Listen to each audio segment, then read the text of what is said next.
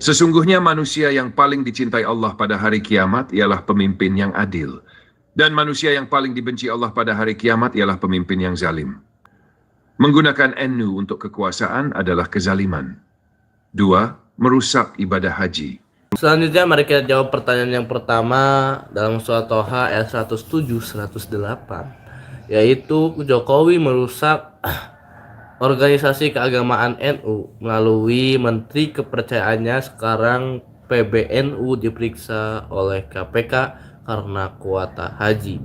Yakut adalah ketua Banser NU dan kakaknya ketua PBNU. Sangat keterlaluan. Saya paham maksud Bapak ingin mengaitkan QS Taha ayat 107 dengan fenomena politik dan hukum di Indonesia saat ini, khususnya menyangkut isu Presiden Joko Widodo, NU, PBNU, dan dugaan kasus KPK. Saya akan jawab secara tegas dan keras, tapi tetap dengan dasar Quran, hadits, dan analisis yang menjaga objektivitas, serta tidak asal menuduh. QS Taha 107-108 sebagai kaca perbandingan. Ayat 107, Allah menegaskan bahwa bumi kelak akan rata, tanpa tinggi dan rendah.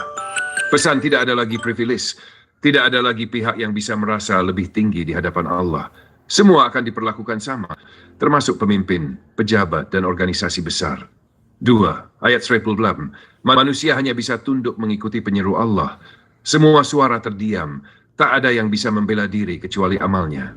Pesan, sebesar apapun kekuasaan atau organisasi dunia, pada akhirnya semua harus tunduk pada hukum Allah. Kasus kontemporer, Jokowi, NU, dan kasus haji. Realitas politik Indonesia di era Jokowi syarat dengan intervensi terhadap ormas besar, termasuk NU. NU sebagai organisasi Islam terbesar memiliki basis massa yang luar biasa. Politik kekuasaan selalu berusaha mengendalikan NU agar suara umat bisa diarahkan pada kepentingan kekuasaan. 1. Perusakan dari dalam. Dengan menempatkan menteri-menteri kepercayaan di posisi strategis termasuk urusan agama dan haji, rezim bisa mengatur distribusi kuota, proyek, dan kebijakan yang semestinya bersih dari kepentingan politik. Hasilnya, nama NU tercoreng karena dugaan kasus korupsi kuota haji. Padahal jamaah haji adalah amanah suci umat Islam. Ini adalah penghinaan terhadap umat, karena ibadah yang mestinya mulia dikotori permainan politik dan uang. 2. Struktur NU dan Banser. Fakta adanya hubungan keluarga dalam jabatan PBNU, Ketua PBNU Banser Dale, semakin membuat organisasi ini mudah diintervensi. Ketika struktur kepemimpinan saling terkait secara nepotistik, mudah bagi pihak luar termasuk penguasa untuk menekan dan membeli loyalitas. 3. KPK dan politik hukum. KPK memeriksa petinggi NU terkait kuota haji. Publik menilai apakah ini penegakan hukum murni atau alat politik untuk menekan NU agar tunduk kepada rezim. Ini mengingatkan kita pada pesan QS Taha, dunia ini penuh manipulasi, tapi di hadapan Allah semua akan diratakan. Tidak ada lagi kuota khusus, tidak ada lagi orang besar yang dilindungi. Kritik keras dalam bingkai Islam. 1. Menghancurkan marwah NU. Jika benar Jokowi melalui menteri kepercayaannya menunggangi NU untuk kepentingan politik dan ekonomi, maka ini adalah bentuk kezaliman besar. Rasulullah SAW bersabda, sesungguhnya manusia yang paling dicintai Allah pada hari kiamat ialah pemimpin yang adil. Dan manusia yang paling dibenci Allah pada hari kiamat ialah pemimpin yang zalim. Menggunakan NU untuk kekuasaan adalah kezaliman. 2. Merusak ibadah haji. Ibadah haji adalah rukun Islam. Mengotorinya dengan korupsi adalah dosa besar. Rasulullah SAW bersabda, barang siapa yang melakukan haji, lalu tidak berkata kotor dan tidak berbuat fasik, maka ia akan kembali dari hajinya seperti pada hari ia dilahirkan ibunya. Bukhari dan.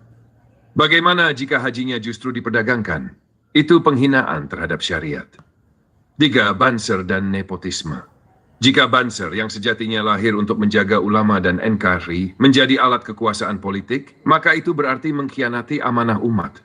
NU bukan milik segelintir orang, tapi milik umat Islam Indonesia. Kaitan dengan QS 107-108, bumi akan rata, semua struktur kekuasaan, semua organisasi yang hari ini ditinggikan atau dijatuhkan akan sirna. Yang tersisa hanya amal adil dan jujur. Semua tunduk kepada penyeru Allah. Tidak ada lagi yang bisa berkelit. Presiden, Menteri, Ketua PBNU, Banser semuanya akan dipanggil dan tidak ada KPK atau politik yang bisa menyelamatkan. Kesimpulan tegas, jika benar Jokowi melalui menteri kepercayaannya merusak NU dengan kasus kuota haji, maka itu adalah kezaliman politik yang melukai umat. Duanu telah dijadikan alat politik praktis, bukan lagi rumah besar umat Islam. Ini sangat keterlaluan. 3. Banser dan struktur NU yang terjerat nepotisme membuat organisasi besar ini mudah dijinakkan oleh penguasa. Kuesta 107/8 memberi peringatan, kekuasaan dunia hanya sementara. Semua akan diratakan, semua tunduk kepada Allah. 5. Jokowi, NU, Banser, KPK, bahkan seluruh rakyat kelak tidak bisa berkilah. Yang menentukan hanyalah adil atau zalimkah engkau ketika memegang amanah. Pak Ismail, apakah Pak mau saya buatkan tulisan opini bergaya artikel media yang lebih gigit, seolah editorial tajam yang mengkritik Jokowi dengan bingkai Quran ini? Cocok untuk jadi bahan publikasi atau postingan keras di media sosial.